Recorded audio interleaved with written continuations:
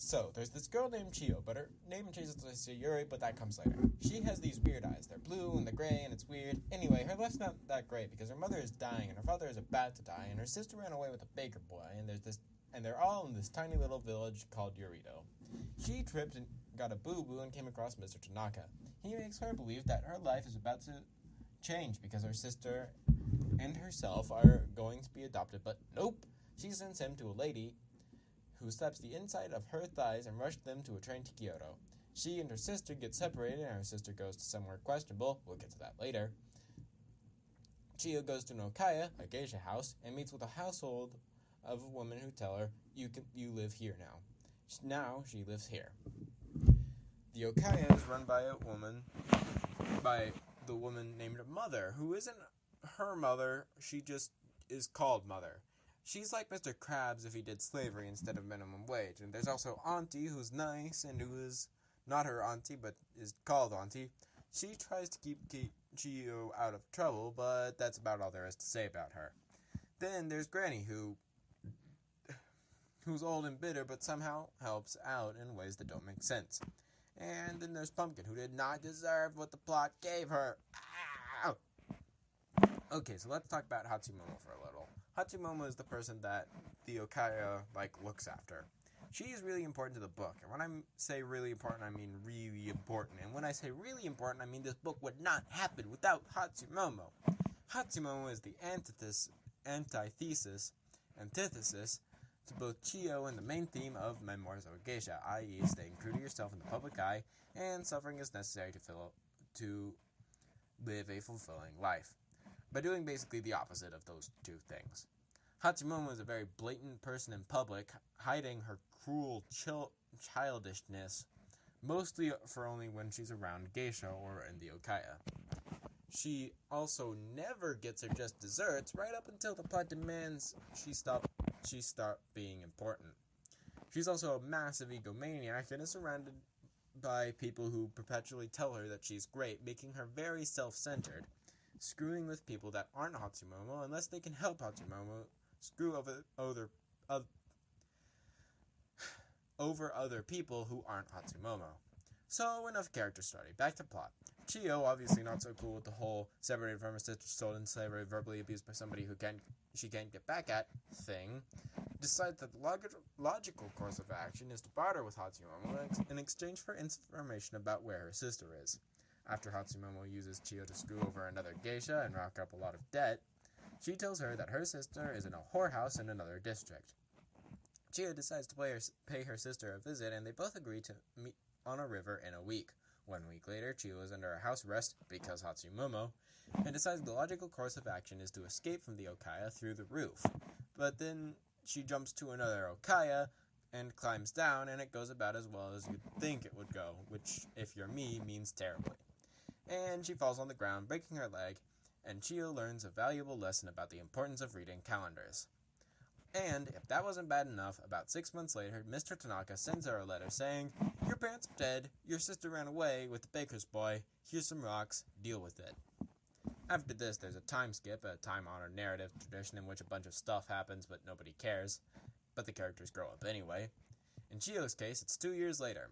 Mother, that's capital M Mother, her real mother is still a bit busy being dead, has told her that she won't get adopted, since the risk of running away is too big. On top of this, Hatsumomo makes one rude comment too many, and Chio runs out into the street crying.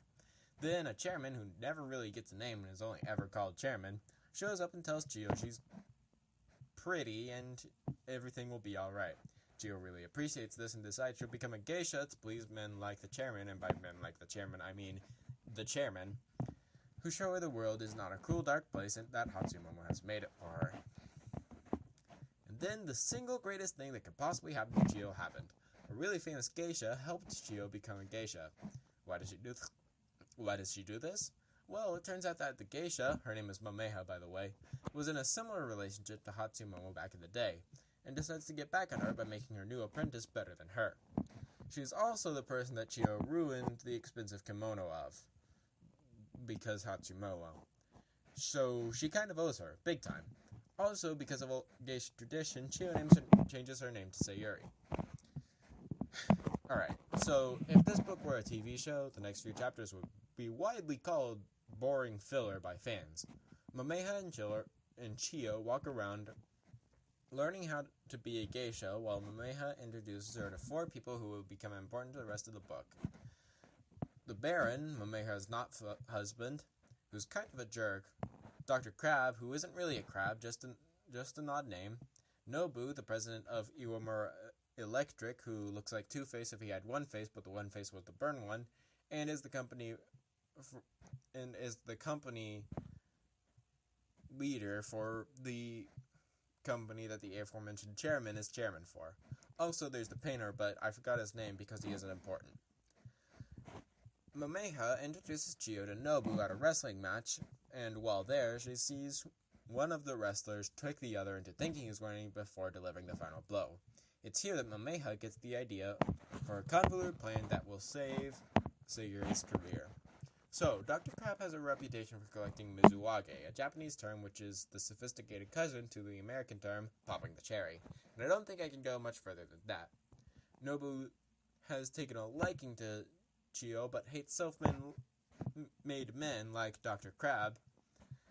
And so, Mameha gets the plan to get Chio to spend a lot of time with Dr. Crab and Nobu, then put her mizuwage up for bidding, and start a bidding war between the two. If that sounds messed up with you, yes. At a party with the two, Chio meets the Baron. He invites her to a party where he's going to be without Mameha, and after making several references to seeing Chio naked.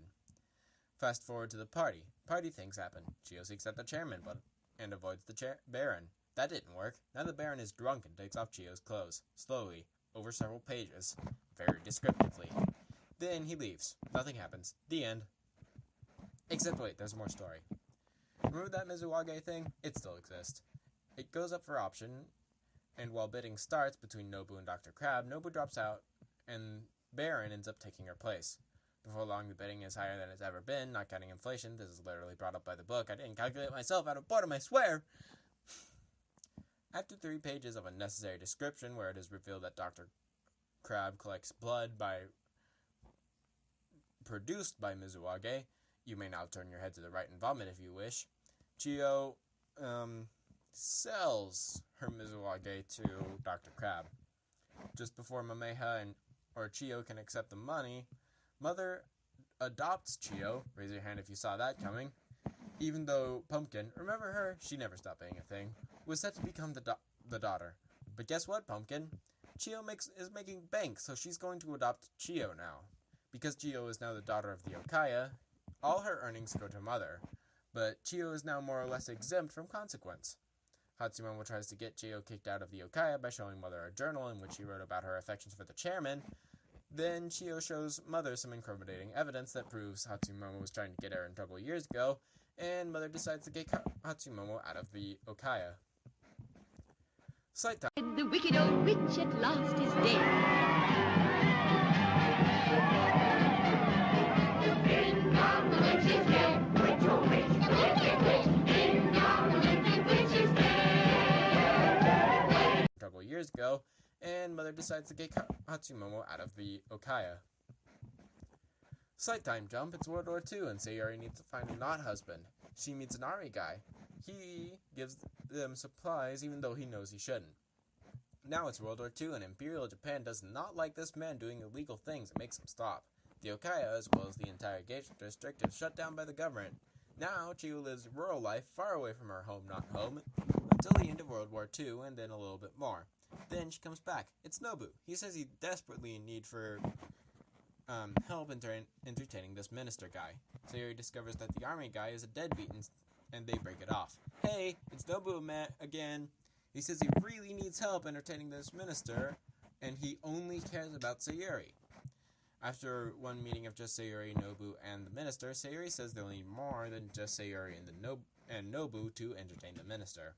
She enlists the help of Pumpkin for rowdiness, Mameha for experience, and the chairman because she still wants to entertain the stuffing out of the chairman.